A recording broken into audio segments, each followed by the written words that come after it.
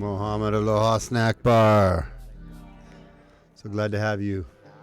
I haven't talked to you in a while, my friend. I hope the state of the world is finding you well. Okay.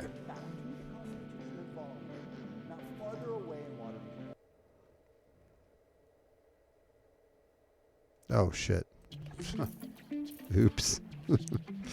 Didn't mean to do that. My bad.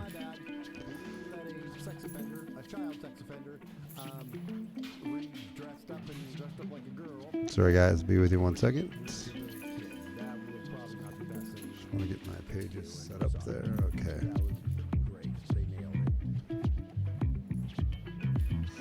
Okay. Soy Boy Chloe is 110% organic, non-GMO. All right.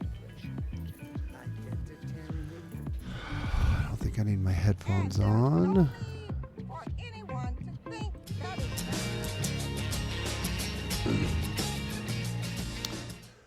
All right.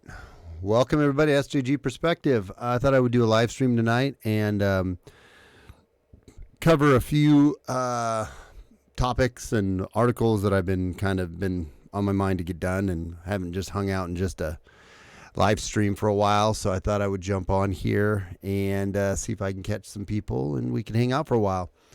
How's everyone doing in the quarantine 2020, lockdown 2020, China virus, the Wuhan, the Wu flu? Man, world is changing rapidly right before our eyes, and it is a historic time of history. It's historical, what we're seeing right now. And who knows when this all is going to fade into the rearview mirror, or if it's going to anytime soon. Some things I just wanted to, just wanted to jump on here, like I said, and see how you guys are doing and coping with everything. Mohammed Aloha, what's up? I'm good. I've been actively trying to get the Rona. Still nothing yet. I think I might have had the Rona. I don't know, though. Maybe I just had a bad flu or something. But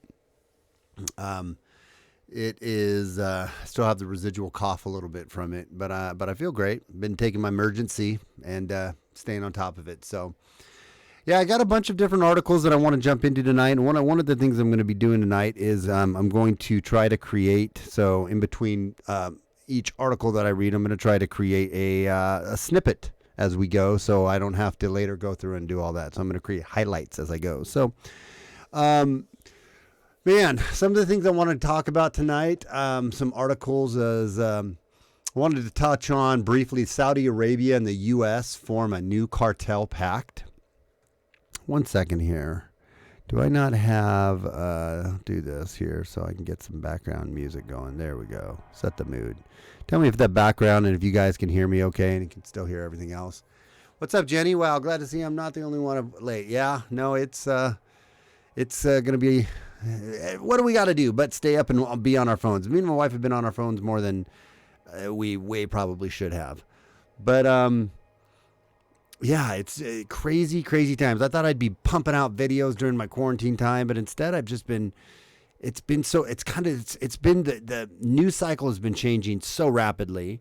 Nobody really knows anything that's going on exactly. We all have our theories and our ideas. Some are pretty good. But also just with everything, I don't know, there's just been an unsettlingness, right? And when this first started happening, man, I was thinking this was it. This was the we're pulling the pin now, man. This is the shit is hitting the fan, and it still might. We still might be there.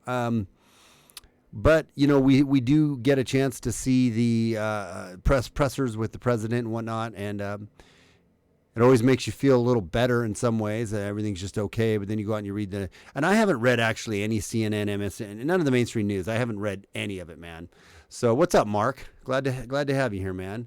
I haven't been reading any of that. I've been reading some like Natural News, Zero Hedge, Great Game India, Gateway Pundit, some of those things.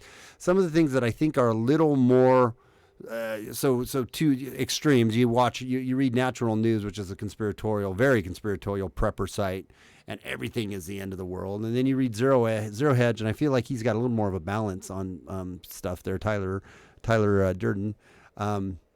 It's not really Tyler Durden, but whatever. So I just wanted to cover some of the articles that I read. So we're going to touch on Saudi and the U.S. form a new cartel pact, possibly. Putin's pin America's bubble. I wanted to maybe get to, I don't know how many of these we'll get to, but I'm just going to read through them like I used to do, the old school. You know, I got one of my fans was subs, who Mark actually was in here and just said, hey, you know what, get back to doing what you do, Steve, and what you find interesting. And I took that to heart, and I'm like, yeah, you know what, I'm going to do that. So some people might find some of these streams a little long-winded and boring, but that's why I'm going to make highlights, so people don't have to watch the whole hour and a half long stream. But anyways, we're going to do, what's up, Rebecca? My niece is watching. That's cool.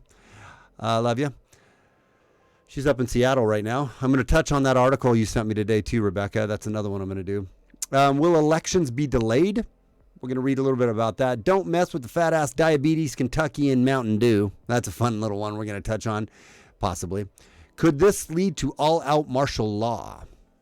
I know that's been a subject of thought for people. We're going to read a little something on that. Pompeo blames Iran for the Wu flu.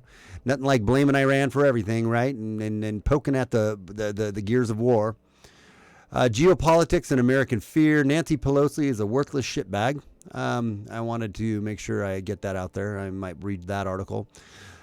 Something about some celebrities and how they're just sick and no one cares. Biden is a sad old man. I got some articles on that I want to read on. And can you imagine if the tables were turned?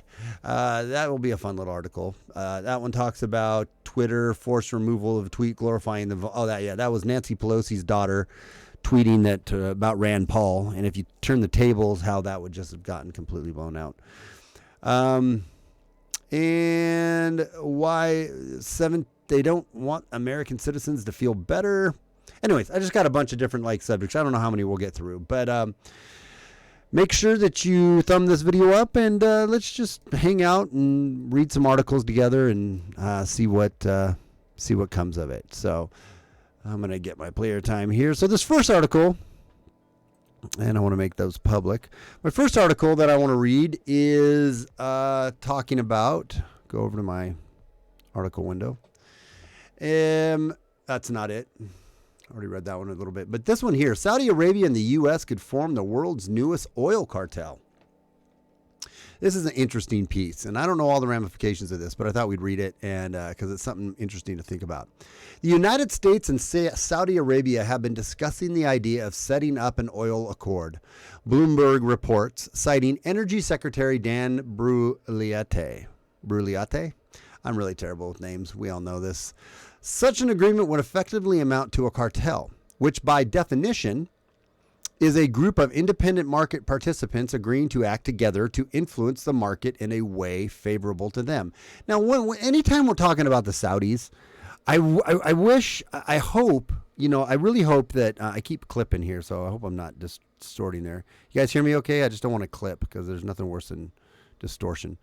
When it comes to Saudi Arabia and what we're doing, what we've done with them forever, that is insane to me, how we have been so deep in the bed with those.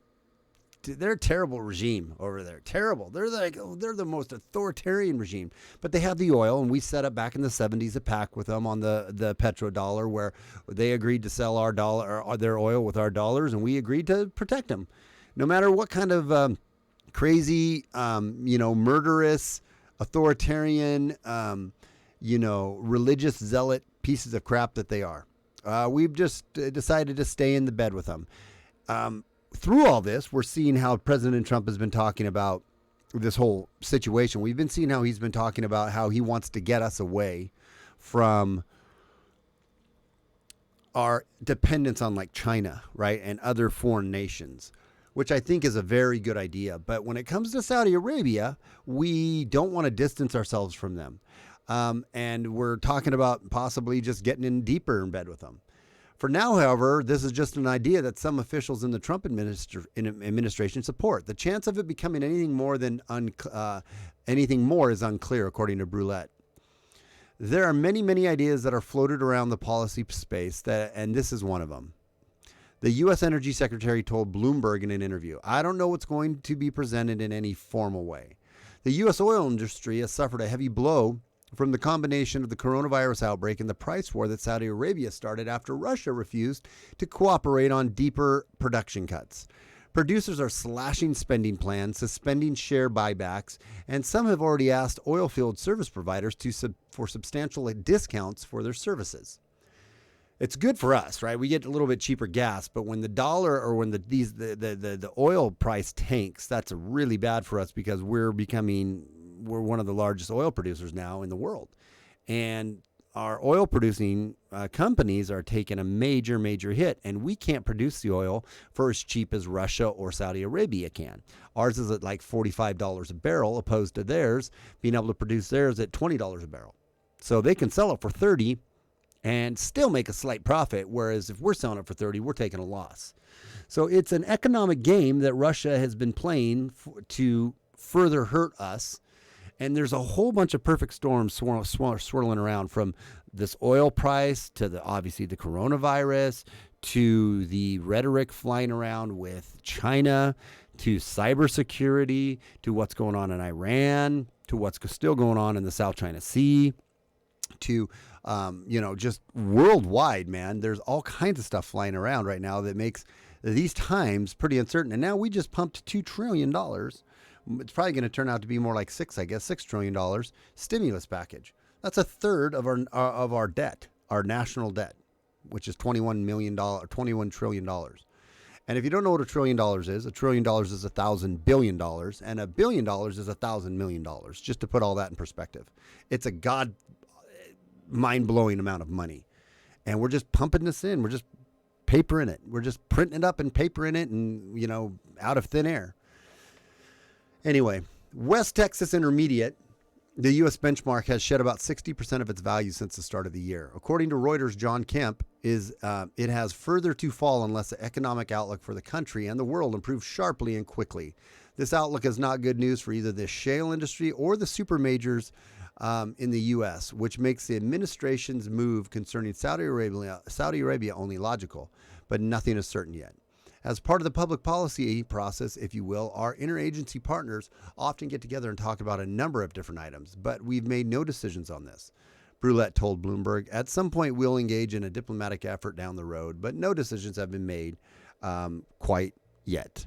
So this is something, though, again, that you want to think about when it is coming to what we're doing with Saudi Arabia and what we're doing in the Middle East. It is something that is a little alarming because we don't need any more. We don't need to be in bed anymore with these guys. And like when they talked about what Russia did, Russia's plan here is kind of, it feeds off of this article here. That is another one I wanted to touch on. Gonna get the player time. So this article coming kind of dovetailing off the last one. I'm going to make a note here real quick. Putin, pin, poppin', bubble. Okay, we'll do that. This article says Putin's pin in America's everything bubble. This one was a little more alarming. This is going to start putting in a little more perspective everything that's going on and the possibility of where we're at. Sorry, man. And I'll try to get to I'll get to the comments here in a little bit, read them, and hope my channel's not buffering. Is it better now over there? Hello, Pete. 8237 from DLive. Everyone also subscribe to me on DLive. That's a great place where I'm trying to do more streaming, so DLive is where it's at. This setting. So this is again called Putin's pin in America's everything bubble. This setting. Last September, the Fed was forced to acknowledge a new systemic problem surfacing in the overnight lending markets. These are the same markets that collapsed the system in 2008, but a slightly different issue. This time, the system literally ran out of cash due to an enormous amount of leverage cheered on by U.S. economic policy. And so began the latest financial bailout. It began with $75 billion in cash injections and moved up to $100 billion at the end of 2019, then $500 billion, and now unlimited. But the problem doesn't seem to be going away. It seems to be getting worse. With the repo market implosion accelerating in the early 2020, the COVID pandemic also began creeping into our lives. And now it's not creeping, it's all about it. By mid-January, the virus had China spiraling into abyss, and with it, the oil market due to a factory shutdowns. We saw an initial drop, and during all this time, we were too still just wrapped up in the ends of the impeachment that the Democrats drug us through, the country through. And when China was starting to have a breakout back in December, when we could have been focused on this, we couldn't be because the whole public and everybody else was all wrapped up in the stupid impeachment trial. Thank you, Nancy Pelosi, you shitbag. By mid-January, the virus had China spiraling into the abyss, and with it, the oil markets due to factory shutdowns. We saw an initial drop of oil price from 60 to 50 during the second half of January. By the end of February, it found a bottom at $45, with small rally into the first week of March on the hopes of an oil production slowdown. The superpowers at this point, let's step back and look at the superpowers. Sorry, that was a heading. At this point, let's step back and look at the global landscape. As the U.S. spent the last 12 years leveraging up, Russia has been the largest buyer of gold and the biggest seller of U.S. treasuries. That's not a good thing when they're selling their treasuries. When they're selling the treasuries are where people go to. It's just a secure setting, basically. It doesn't really have much fluctuation, and it just stays. Since we've had a AAA rating or whatever, and we've had a high credit rating, the treasuries just hold value. And that's kind of the money that we, or the ledger sheet, basically, that when company or when countries owe us money or we owe them money, then U.S. Treasury. So when people are selling their treasuries, they're getting out of America's stock, basically. They're getting out of the American dollar. They're getting rid of the American dollar. They're starting to focus elsewhere. So while Russia was strengthening its financial wherewithal, the U.S. had doubled its debt to GDP. The Fed increased its balance sheet by 95% to $4 trillion. The U.S. financial system was literally running out of cash due to over-leveraging. And the nation was succumbing to a state of mass hysteria not seen since 9/11. Enter Putin. On March 6, 2020, OPEC called on Russia to coordinate an oil production slowdown in an effort to stabilize oil prices. All expectations were that a supply reduction would be agreed upon and the price of oil would stabilize. However, Putin had other ideas. This was the opportunity. Putin, the guy who's in Trump's back pocket, right? The two buddies that get along so well. So Putin now is making a play. This was the opportunity he had been waiting patiently for in a chess match that spanned several White House administrations. He was ready to launch a moosey gambit, willing to sacrifice some assets for a strike at the heart of American strength, the U.S. dollar. The energy markets were always going to be the weapon of choice when the timing was right. Russia and Saudi Arabia can produce oil at around $20 a barrel, while U.S. shale production costs an average of $46 a barrel. And so Saudi Arabia and Russia can live with sub-$30 oil for quite some time. Comparatively, the U.S. energy sector will collapse very quickly with sub-$30 oil unless banks and hedge funds are willing to lend more dollars. But you can only lend so many dollars. We can only print so many dollars. But America has ran out of dollars. And so when Putin shocked the world on March 6 by denying OPEC a supply reduction and thereby baiting the Saudis into an oil price war, he was sticking a pin in America's decade-long everything bubble. It was a brilliant play at America's weakest moment, perhaps since the Great Depression, perhaps ever. A moment Putin had been waiting for since stepping into the world's second most powerful position. The denouement. America is in an election year, and the powers that be want nothing less than their White House back. They are willing to destroy everything to regain control. Soros and the boys, not ones to let social chaos, opportunity, pass them by, are coordinating economic destruction state by state. And that is what we're seeing right now, and it's very fearful, and we don't know where we're at or what it's going to look like on the other side of this. our economy grinding to a halt, our stock market now, even though it's kind of back to normal levels, it's election levels back in 2016 when Trump was elected, it's kind of stabilized because we're saying we're going to get the stimulus package out and we have a plan and all this other stuff. You can expect that stock market still to make some major dives. It is not out of the woods by any stretch of the imagination, even remotely. So they are the powers that be over this virus, and I'm not downplaying the virus. We don't know really enough about it yet, but it has definitely been used as a tool to usher us into a new era. We're being ushered into a new era as we speak, and what that looks like on the other end, on the other side, nobody really knows yet. And I know Trump says we're going to come out and it's going to skyrocket. It's going to be best, fantastic, awesome, great, fabulous, best ever, economy in the world. And the market's going to rebound. We don't know that. I'm not trying to stoke fear here. I'm just saying realistically, nobody really knows that. And the signs point to that not necessarily being the case. So we're not even nearly close to out of the woods on this. And now that the states have us on lockdown and are taking independent rights on messing with our constitutional rights, and we haven't seen even the apex of this stem the curve, this curve of this virus, and we truly don't know. People keep saying, well, it's not that bad, and people they're surviving through it. Well, we still don't know the long-lasting ramifications. Even if you don't die from it, but you get it, and you get it pretty bad, what that does to your lungs. There's a lot of articles out there that say it really screws up your lungs afterwards. So it is something that we don't know yet, if we're being honest. And we're in prime time vulnerability right now as a nation from other foreign attacks. Like there's these other articles coming out that are cyber, are we prime target now for a major cyber attack, right? And meanwhile, Pompeo and stuff is still talking strong words with Iran, strong words with China. China's telling all their people it's our fault. These other countries are taking a very aggressive stance towards us. And our mainstream isn't really even talking about that. Our president isn't telling us that because it would cause a lot of fear.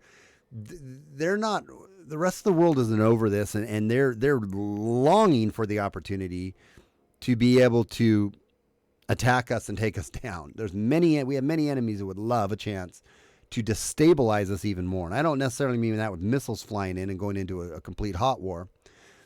But right now we are at a point where there could be a lot of soft wars or Cold War tactics. Warm war maybe is a better way to put it. And we could be hit with stuff. And I am expecting that to happen. I hope I'm totally wrong, but I'm expecting some other things to hit us. And then I'm also curious why they are prepping us for staying at home. I know that the virus is a good cover story, and I know there's a lot of benefits to big government and to the authoritarians and the one world globalists and these people that want to see us fall. There's a lot of benefit to the panic of this fear to just get us in home and get our economy skidding to a halt. But there's also, could there be more reasons? Are we not fully being told everything about this virus? I don't think we are, because our governments don't tell us the truth. But also, do they know maybe something else is coming and they're trying to get us, kind of sheltered in place because something else bad is about ready to happen? I'm really hoping that isn't the case, but I have some suspicions that it might be. Anyways, America is in an election year, and the powers that be want nothing less than their White House back. They're willing to destroy everything, the state-by-state control, taking us down. The lockdown was initiated in a big 3 cities that had always been strongholds for the globalists: Los Angeles, New York, Chicago. But this election year was beginning to look like the minority voters were shifting to Trump, a populist who had the best minority employment and business ownership numbers in America's history. Think about that. He had the best minority employment and business ownership numbers in American history. We were booming, man. We were it was good. If Trump were to be the first Republican to win the minority vote since the New Deal, it would solidify the populist movement for the next century. And that scares the hell out of the cabal, the deep state, right? These George Soros, these hardcore globalists that want to take away sovereignty from America. Now, one thing that has happened from this is that people have actually realized the importance of borders and sovereignty and taking control over their own nation, country, through this. And so it almost looks like it's working against the globalists. But what I see happening is, even though everyone is isolating right now, when this passes and they have the cure or they have the vaccine and they all of a sudden all is well until the next time it rolls out, or they have something to roll out, they're going to use this as an example of why we should all be more connected and we should all have more transparency and we should all be more concerned about the global environment and not our individual nationalistic, populistic mindsets. That's how I see them changing this. Now, I could be wrong, but I see right now it seems like it's helping the nationalist populist movements, right, of where it's helping us focus on our countries. But when this is all said and done, it's going to be a perfect narrative to usher in this global ID or this global governance or this global awareness where we need to all be more interconnected because we obviously are so interconnected. There's 160 countries worldwide out of 185 or 90 countries that have this problem and that we all need to work together. That's where I see this kind of heading. And so the virus and the financial collapse present a perfect moment, not only for Putin, but for Soros and his brand of traitors. America doesn't stand a chance America doesn't stand a chance, and those of us not hypnotized by the hysteria are forced to soberly watch it burn. Now, I don't want to say we don't have a chance to come out of this. I don't know what President Trump's grand ultimate plan is. But what I'm saying is it's a time to be soberly aware that what is happening right now is historically unprecedented, and it's going to leave us with some sort of on the backside ramifications. That's kind of what I see, and what those are, I don't know yet. Okay, let's read some chats here real quick. It says, Mark says, Jenny, even the first-time buyer that can pass a background are shocked when they learn they have a waiting period before they can take their guns home. Yep. Luckily, my state doesn't have those rules. My local firearm dealers have been pretty slow, but I live in a state where everyone pretty much has what they need. That's good. Yeah, I know. It's crazy how they're breaking down on they're locking down on the gun sales right now. Richo, Mark is in here. Pete says, since I'm at a stay-at-home order and thus can take us to jail for 90 days and pay a $500 fine. Yeah, it's insane. They're changing power poles where I'm at, and they've changed 2 power poles by me 2 days ago and lost power for a few hours.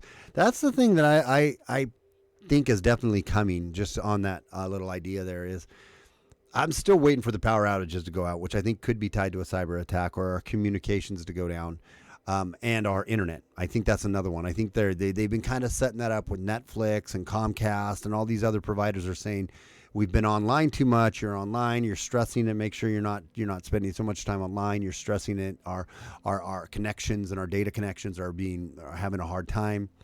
So it makes me think they're setting up that kind of. They're setting something up it's going to be used for being able to have an excuse of why they have to close down or take down the internet or something else or the power. I kind of wonder about that. Operation Granite Shadow. Let me do this one here.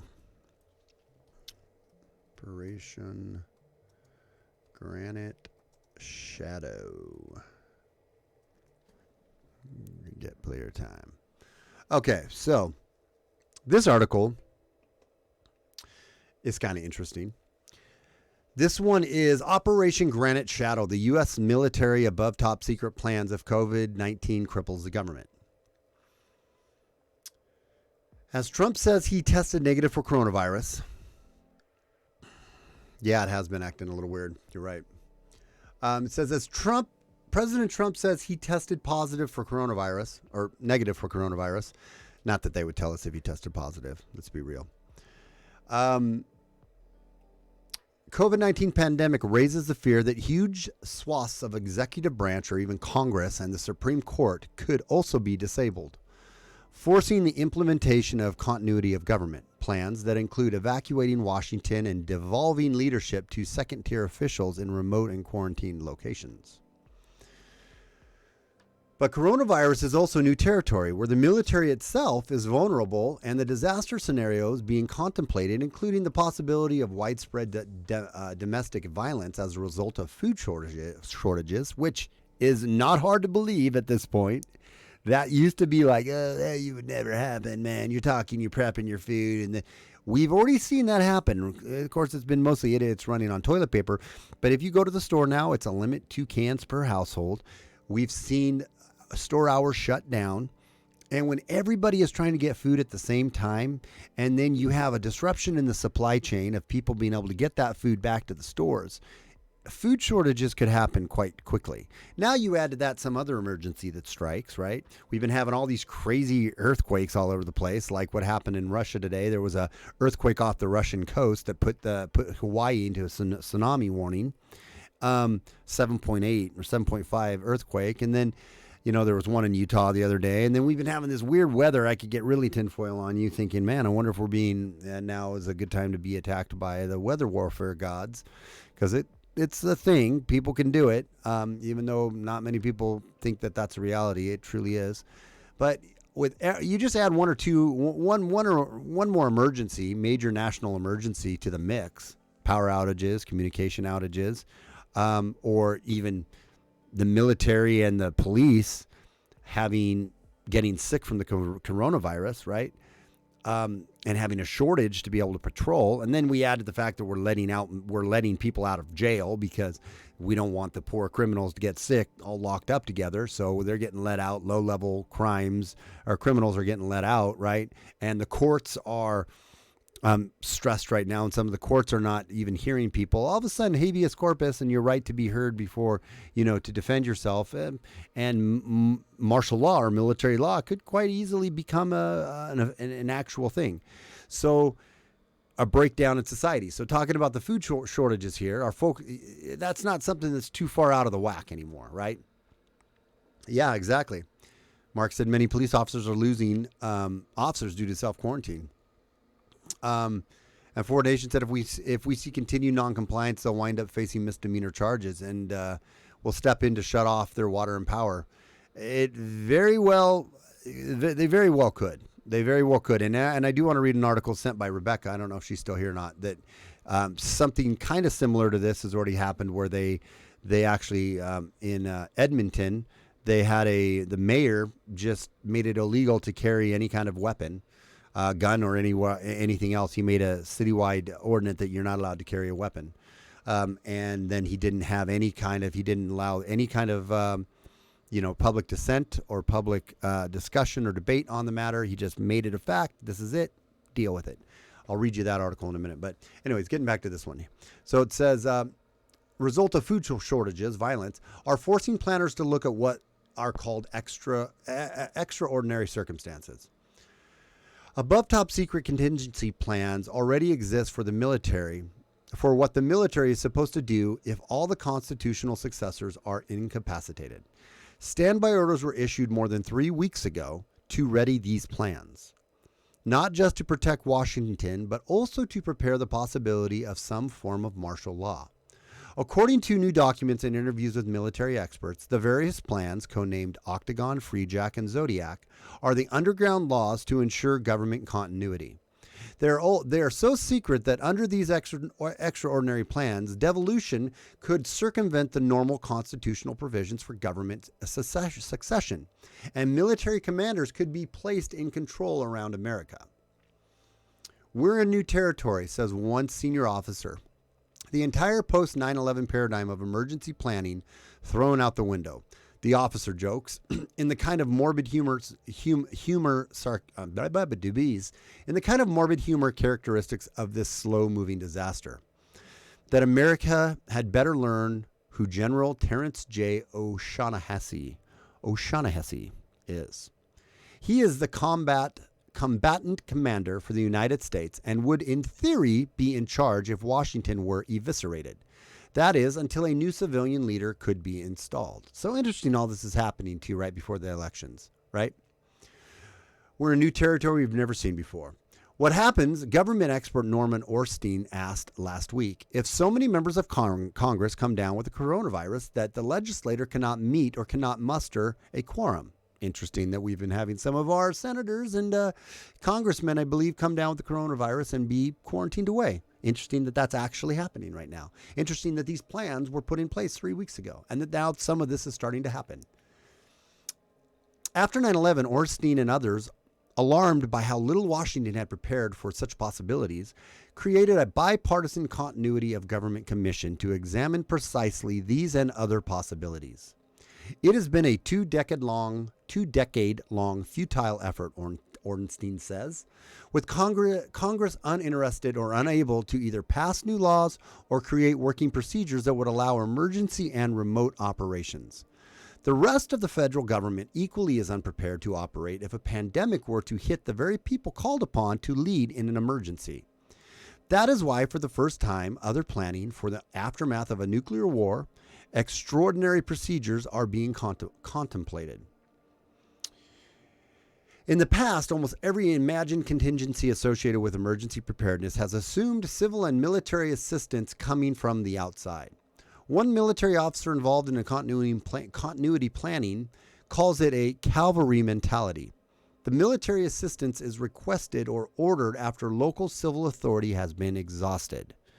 So again, with officers getting sick, we've heard in the news troops on aircraft carriers and over, in Europe and even here locally in some of our bases have been coming down with the coronavirus. If all of these law officers to keep law and order started to get sick and everything started to devolve, who then is going to step up and manage this? And then there was another article that came out that the Department of Justice and Pentagon was saying that they're running low right now because of people who are sick. So they're kind of in a weakened state. This is all why I get worried about outside other forces, things happening. Anyways, it says, so the military assistance is requested or ordered after civilian authority has been exhausted. There might not be an outside, the officer says, asking that she not be named because she is speaking about sensitive matters.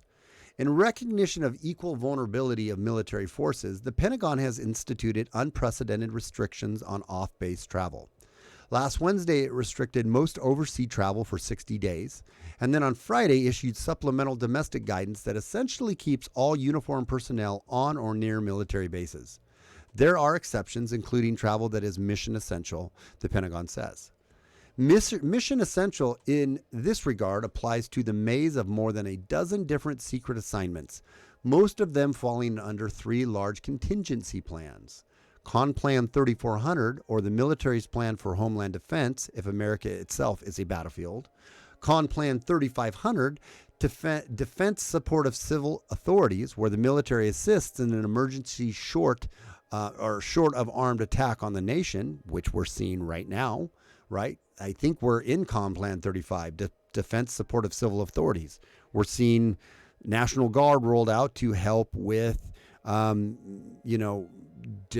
out of medications and for building makeshift medical places and so on and so forth. They're not, I guess, yet helping the cops, but they're already out on the street and ready to go. And we have seen them, I believe, maybe that was civil authorities in New Jersey, arrest some people who broke the shelter in place. And then Con Plan 3600, military operations in the National Capital Region and continuation of government, under which the most secret plans to support continuity are nested. All of these plans are the responsibility of U.S. Northern Command, or NORTHCOM, the Homeland Defense military authority created after 9/11. Air Force General O'Shaughnessy is NORTHCOM's Colorado Springs-based commander. On February 1st, Defense Secretary Mark T. Esper signed orders directing Northcom to execute nationwide pandemic plans. Secretly, he signed warning orders, the Warnord, as it's called, alerting Northcom and a host of East Coast units to prepare to deploy in support of potential extraordinary missions. So let me read that again. On February 1st, so before we were even knowing any of this panic was coming, before we knew any of this martial shelter in place, any of that stuff was coming, Mark Esper signed orders directing Northcom to execute nationwide pandemic plans. So they knew this pandemic was coming back in the beginning of February. Secretly, he signed warning orders alerting Northcom and a host of East Coast units to prepare to deploy in support of potential extraordinary missions. 7 secret plans, some highly compartmented, exist to prepare for these extraordinary missions. 3 are transportation related, just to move and support the White House and federal government as it evacuates and operates from alternative sites. The first is called the Rescue and Evacuation of Occupants of the Executive Mansion Plan, or White House, responsible for protecting President Trump, Vice President Mike Pence, and their families. Whether that means moving them at the discretion of the Secret Service or in a catastrophe, digging them out of the rubble of the White House, God forbid. The second is called the Joint Emergency Evacuation Plan, or JEEP, and it organizes transportation for the Secretary of Defense and other national security leaders so that they can leave Washington area. The Atlas Plan is a third, moving non-military leaders, congressional leadership, and Supreme Court and other important figures to their emergency relocation sites. Under Atlas, a still secret bunker would be activated and cordoned, with government operations shifting to Maryland. The 3 most compartmented contingencies, Octagon, Freejack, and Zodiac, call upon various military units in Washington, D.C., North Carolina, and East Maryland to defend government operations if there is a total breakdown. The 7th plan, codenamed Granite Shadow, lays out a playbook for extraordinary domestic missions that involve weapons of mass destruction. I disclosed the existence of this plan in 2005 and its associated National Mission Force, a force that is on alert at all times, even in peacetime, to respond to a terrorist attack or threat with a nuclear weapon. But they later go on to say, or a biological attack. Most of these plans have been quietly activated during presidential inaugurals and State of the Union addresses, and the centrality of the weapons of mass destruction scenario seen in the annual Capitol Shield exercise in Washington. Last year's exercise posited a WMD attack on Metro Station. Military sources say that only the massive destruction caused by a nuclear device or the enormous loss of life that could be caused by a biological agent present catastrophic pressure great enough to justify movement into extra constitutional actions and extraordinary circumstances plans. So see, what that basically is saying is, and I'm not saying we're there yet, but the table is set, and if we all of a sudden, if they wanted to do something like this, they could really push the panic and say, we found out a new virus is coming now, and all the compromised people are going to be dead, and so on and so forth, or we found out this new, or that the COVID-19 does this to us, or whatever. The table's set if they want to pull anything super crazy. They are, and this is an exercise right now. It says they are learning so much since this exercise began. Yeah, exactly. This, I haven't read the chat, but they're probably saying this is an exercise. And I think it is. I think ultimately it really is a live world exercise, or they're viewing it as such. We can go back to Event 201 that happened in October in Johns Hopkins University and see how everything laid out in that. If you guys haven't watched Event 201, I suggest you go back and watch it. You're seeing that almost play by play, exactly what in Event 201 said they're rolling out here, almost to the T. It's kind of freaky. Military, most of okay, I read all that. Right. Biological agent. Present catastrophic pressure great enough to justify a movement into extra constitutional actions. These kind of things, a weapon of mass destruction or a biological attack, they present catastrophic pressure great enough to justify a movement into extra constitutional actions, which we're starting to see little piece by piece. not kind of, I guess we're all locked away, which violates our First Amendment of, right of free speech and to gather and go out, right? That's already kind of been taken away. And we've been seeing the soft ban on the Second Amendment, right? And this whole habeas corpus, or the right to speak your piece and to stand up for yourself, that's being it hasn't really been, we haven't seen a lot of that violated yet, but we will. We'll start seeing that when people get restless and go out and start getting arrested and they can't see a judge and they're just held for X amount of time. We'll start seeing that probably happen. WMD is such an important scenario, a former Northcom commander told me, not because it's the greatest risk, but because it stresses the system most severely. Well, of course, yeah. According to another senior retired officer who told me about Granite Shadow and is now working as a defense contractor, the National Mission Force goes out on its missions with special authorities, pre-delegated by the President and the Attorney General.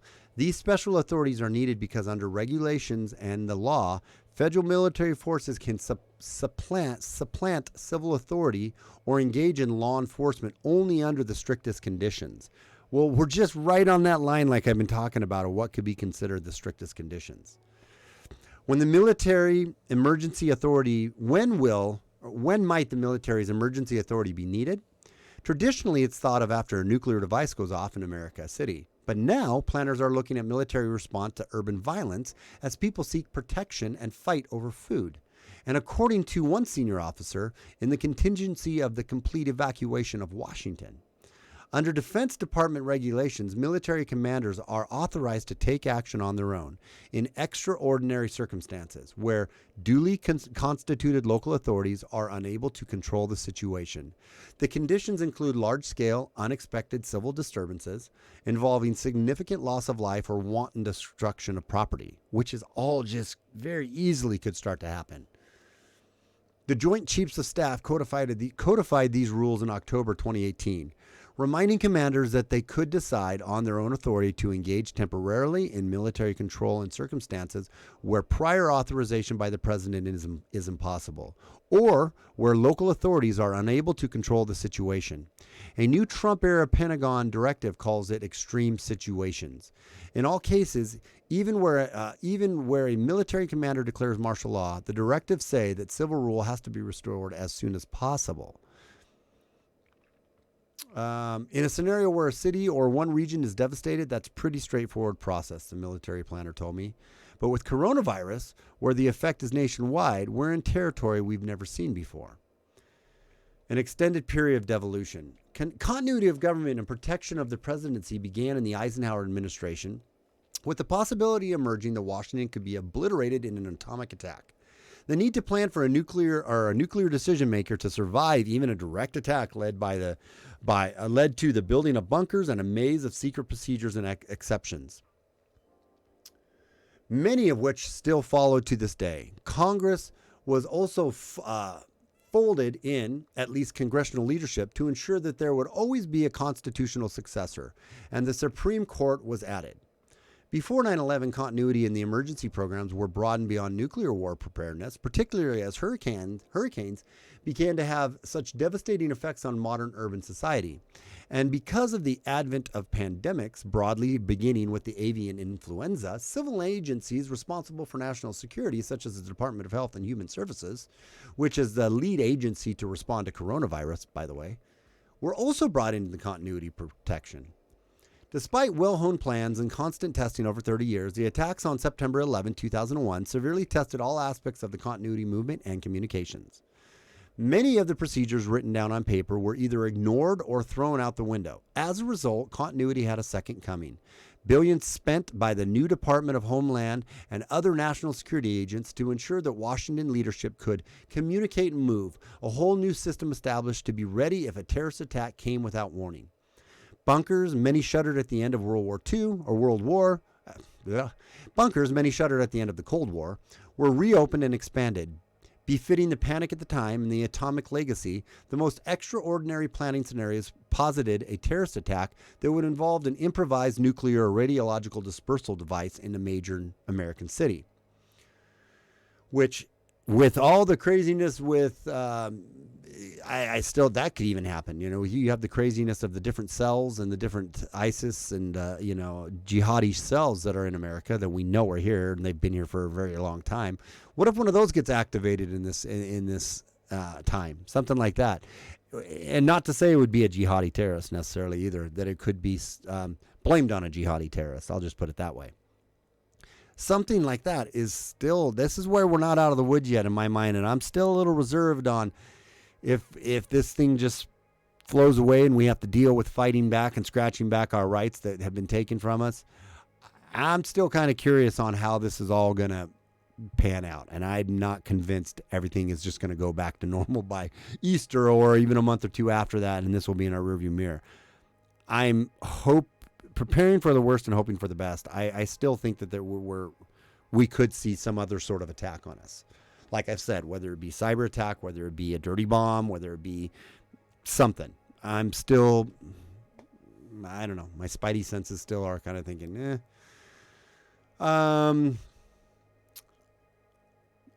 terrorist attack scenario dominated until 2006 when the disastrous government response to Hurricane Katrina in New Orleans shifted federal government preparedness to formally adopt an all-hazard system. Civil agencies, the 50 states and local communities, particularly large cities, all began to synchronize emergency preparedness with common protocols. U.S. Northern Command was created to harness military assistance in domestic disasters. Its 3 overarching contingency plans, the product now of 15 years of trial and error. Government at all levels now have extensive continuity programs to respond to man-made and natural disasters, a natural response framework that has steadily grown and taken hold. This is a public world of emergency response, ranging from life-saving efforts to protect and restore critical infrastructure to drills and practice the evacuation of key officials.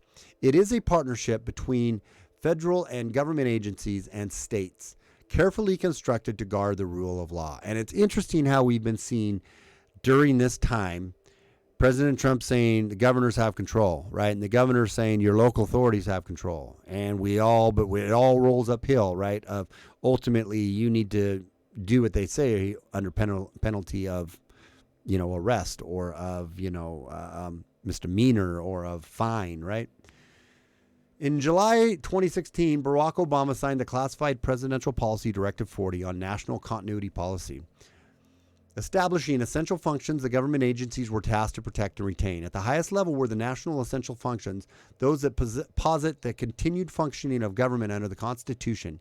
In order to preserve constitutional rule, agencies were ordered to have not just a line of succession, but also one of devolution, a duplicate chain of individuals secreted outside Washington and available in a catastrophic emergency.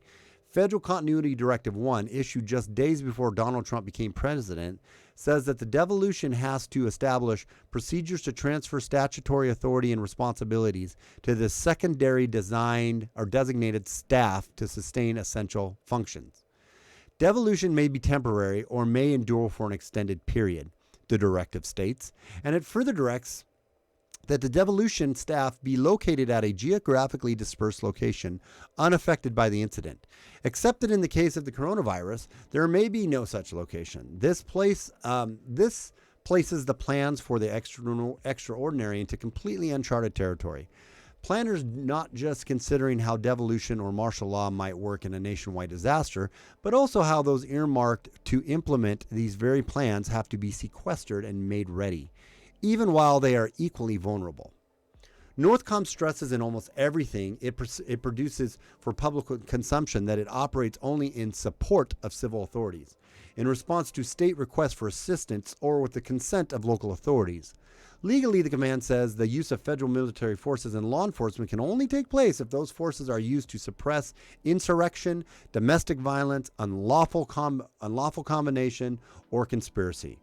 A second test also has to be met, that such disturbances hinders the execution of laws of that state and the United States within that state. That is, that the public is deprived of its legal and constitutional protections. Local authorities must be unable, fail, or refuse, think about that, unable, fail, or refuse to protect the civilian population for military forces to be called in. Pentagon directives make clear. Since Hurricane Katrina in 2006, no emergency has triggered any state to even request federal military aid under these procedures. Part of the reason the senior official officer involved in the planning says is that local police forces have themselves become more capable, acquiring military-grade equipment and training, which they have. And part of the reason is that the governors have worked together to strengthen the National Guard, which can enforce domestic law when it is mustered under state control, which we've seen that happen in, 3 states now? It's in 3 states, California, New York, and Chicago, maybe? I know it's in Maryland and whatnot, too. It's, I believe it's in Maryland. Yeah, Baltimore, Maryland, they rolled out. So we're seeing that happen. But to give a sense of how sensitive the employment of military forces on American soil is, when the New York National Guard arrived in New Rochelle last week, even though they were operating under the control of the governor, Mayor Noam Branson, still found it necessary to assure the public that no one in the military uniform would have any policing functions yet. Local authorities around America are already expressing worries that they have insufficient equipment, particularly ventilators, to deal with the possible influx of corona patients. The number of hospital beds fewer than the potential number of patients that could need them, and brawls have already broken out in stores where products are in short supply. Toilet paper. The worst case is the shortages and the violent. The worst case is that shortages and violence spreads. That the federal military, isolated and kept healthy behind its own barricade, is called to take over. Orders have already gone out to Secretary of Defense Esper and his deputy David Norquist to remain physically separated to guard against both of them becoming incapacitated. Other national security agencies are following suit, and the White House continuity specialists are ready in evacuation should the virus sweep through the executive mansion. The plan states that the government continues essential functions under all circumstances, even if that is with the devolved second string or under temporary military command. One of the national essential functions, according to the Federal Continuity Directive 1, is that the government provide leadership visible to the nation and the world while maintaining the trust and confidence of the American people.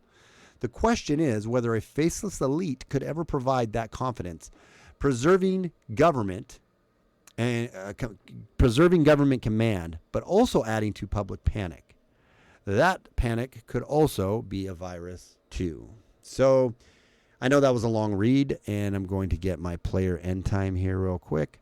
I know that was a long read, but that is something that is a very possible possibility that this could all go that way, right?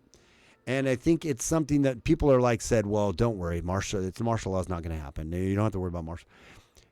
We don't know that. We don't know that at all. They're rolled out and they're in place, and they've done it slow. They've done a slow roll on all this just to keep the panic down with people. They've just step by step. You could go back to them saying, okay, all the city municipalities aren't going to shut your water off. We're going to put a moratorium on evictions. We're going to be able to have enough food. We're just going to send people. You got to be careful when you're going to get food. So they've been rolling this out little by little. Oh, by the way, the National Guard's coming now to help with medication and to help build infrastructure and to be on the streets. And meanwhile, it's interesting that we've pulled back, and I don't know. I know France has pulled all their troops out of Iraq and brought them home to France. I know we stopped doing our, with our exercise we were doing, Operation Defender Europe or whatever, because of the coronavirus. And I was always curious. I wonder if they're pulling those troops back home because they're worried possibly about stuff going on here, right? I'm not saying it is going to happen. I'm not trying to stoke the fear and say this is going to. I'm saying the potential is all set up. Everything is getting set up for that to happen. And now, like I said, you add to that another emergency. God knows what happens. God knows what happens. So, I don't know. Let me read a couple of these chats real quick. The state doesn't allow rules like that. Where I'm at. Jeez. Where I'm at in Michigan, the cheapest gas in Detroit at $1.14 a gallon, according to a gas buddy. Wow. They need to switch to a digital currency and centralized bank. Maybe. There's a lot of fear on the digitalized currency too, though. I have some, but the U.S. is definitely low-hanging fruit right now. Yeah, you're absolutely right, Mark. You're absolutely right. Since I'm at a stay-at-home order. Oh, yeah. I read that one. Okay. If we continue non-compliance, they'll wind up facing misdemeanor charges. We'll step in and shut off their water and power. You know who you are. You need to stop it. This is your chance to step up and shut it down, because if you don't, we will shut you down. Eric Garcetti, mayor of Los Angeles. Yeah, I know. Question: who will play the police role in their absence? Yeah, exactly. Well, I think we kind of covered that. Who that could be. Yeah, Rebecca said she personally knows this guy. Standby orders have been given for continuity of government a few days ago. Yeah. Oh, I didn't hear that, but I mean, I read this saying that secondary command has been established. They are ready to transition at any time. Live exercise, dry run, and systems check with data gathering bonus. They are learning so much since this exercise began. I remember Tuck and Duck when in school in the 80s. Yeah. Here, let me read that article that this happened since Rebecca's on here. I might save some of these other things. I'm getting kind of tired. I've been sort of tired. I might save these I got a lot of other good points or good articles that I want to read too. Might be a couple days older by the time I get to them, but let me go here to my channel. Doesn't matter. Everything's evolving so quickly that it's kind of crazy. I need to delete that real quick. Hang on. I need to delete that one. Yeah. Delete that. Okay, so check this out. Let me open this up. Why can't I open that up? Okay. All right, let me blow this up.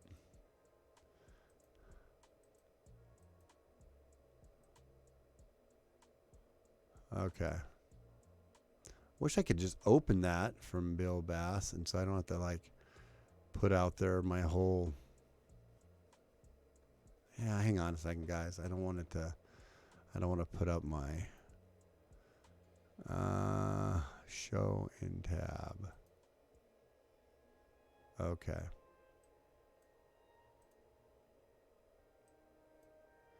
Sorry, guys. I want to show you this, but I don't want to show everybody.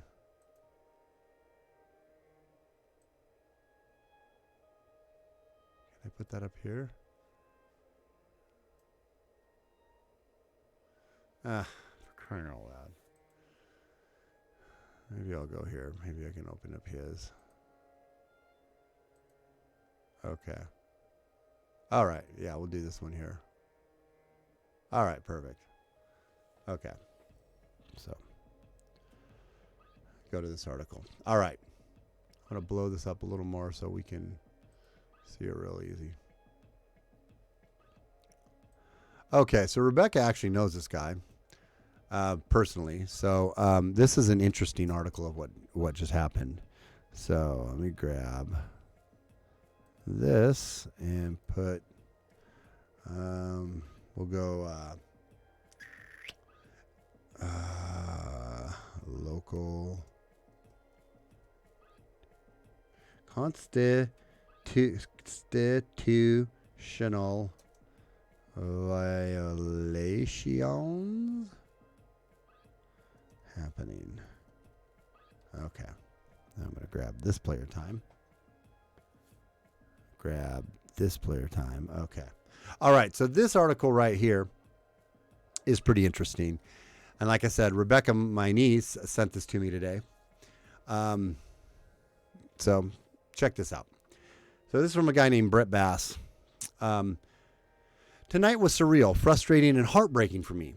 I had just wrapped up a very long day of work from home phone meetings and emails, and I was about to crack open a Guinness and enjoy the evening with my cat. And when I read an update in my newsfeed that the City Council of Edmonds was considering ratifying emergency powers for the mayor.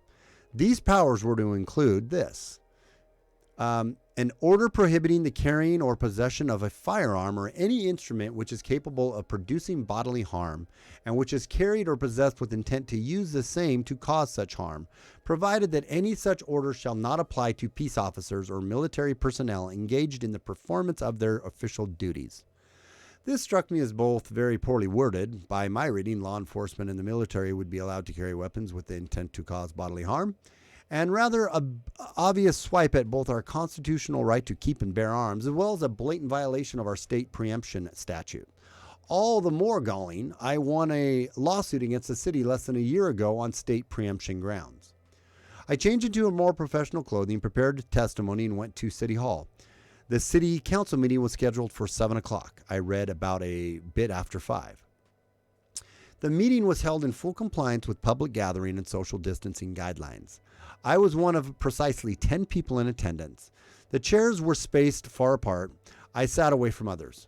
No members of the city government were present. The entire meeting was conducted via Zoom.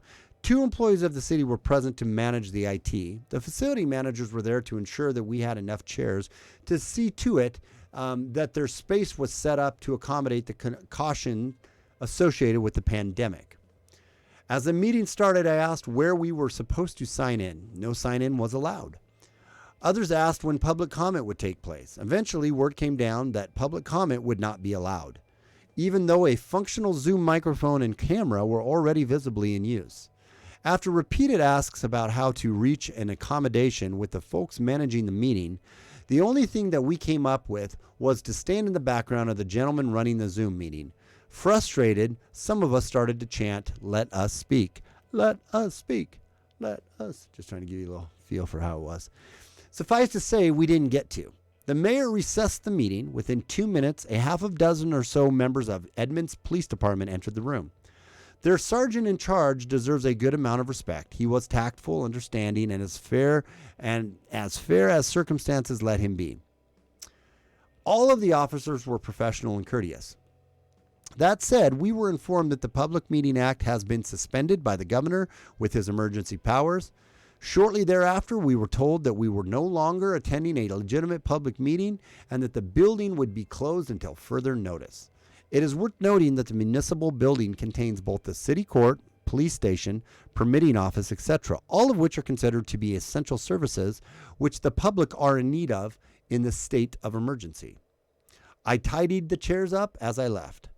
This was as advertised, This was an advertised, regulated, pre-scheduled meeting that was conducted in compliance with social distancing guidelines right up to the point where we were denied the ability to petition the local government or for redress of grievances.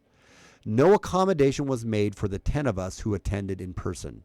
We were asked to leave. I fully understand that we're facing a serious public health crisis, but I have never been so shocked in all my years dealing with government as I was tonight. I shared my testimony plus an epilogue of my experience with the city council. To its credit, I received 2 responses within an hour, even late at night. Regardless, these are dangerous times. Stay safe and be brave, all. That right there, I think, is a perfect example, a myopic example, a smaller example of what on a larger scale we could be looking at happening very easily. See, under state emergencies, local municipalities and authorities have right within their jurisdictions to do what they see fit. And in a scenario like this where most of the populace doesn't even know their rights, most of the populace is so they just do whatever they're told. Most of the populace is willingly giving up their rights, willingly giving up and laying down their constitutional rights because they need to be kept safe from the virus. The government's testing us to see how much we'll go without a pushback. Now, I understand, again, I'm doing it right now. I'm being cognizant for these first couple weeks of this virus because we don't know, and I don't trust my government, and it could be far worse than we're being told. I don't think it is. I actually think it probably isn't, but I don't know that for sure, and I'm willing to change that as more evidence is presented. But the fact remains that when we're willing to lay down our rights without any kind of pushback, the government is testing. The government is seeing. And when the government gets rights, they don't like to give them back. And so we need to not be willing to just take what is given to us and accept what is given to us without pushback, without questioning. And it's the government's responsibility to be as transparent about things as possible. I understand they don't want to cause panic, but you know what? If there's something to be panicked about, we need to know about it so we can make our own decisions of how best to protect our family. Government is not our daddy, and it is wanting to become our daddy more and more and more. And they are loving this opportunity to feed us and to give us money and to just say, mind your P's and Q's and we'll take care of you. And that is not what we were designed. That is not America. That is not the premise of what we built this country on. It was on independence. It was on, being able to personal responsibility, taking account of yourself and making your way without interference from government. And right now, those rights are starting to shrink, and it kind of worries you a little bit. And we are, as this titled little live stream was, in crazy times. So with that, we need to be aware, and we need to make sure that we are pushing back where we should push back. Okay. Having said that, it's 11:10 here. I have a lot of other things. I have like 20 different articles that I've posted up that I want to get at, but I'm not going to get them tonight. I thought I might have the energy to come out here and stream for a long time, but I have been streaming for a long time, haven't I? I've been up here on hour and 10 minutes. It's usually about my limit where I feel like I start losing people anyways, but didn't have a huge showing tonight, did we? It's kind of disappointing, but it's 11 o'clock at night, 10, 11 o'clock at night. I got to do it earlier in the day, but I appreciate everybody. Let me read some of these, give some shout outs here. And you know what? While I'm here, before I get yelled at, let me go over to DLive because we do have one person. Somebody's going to win something up on DLive. Someone's going to win some, it's probably going to be Pete. I don't know if it's basic backhauler. We got one person that's going to get some love over on DLive right now. Win some, if I have enough to do it. Yeah. It's probably going to be Pete. I don't know if it's basic backhauler. We got one person that's going to get some love. And distribute awards. Here we go. I bet you it's going to be basic backhauler. Or maybe Pete 8237. Don't know who's in there right now.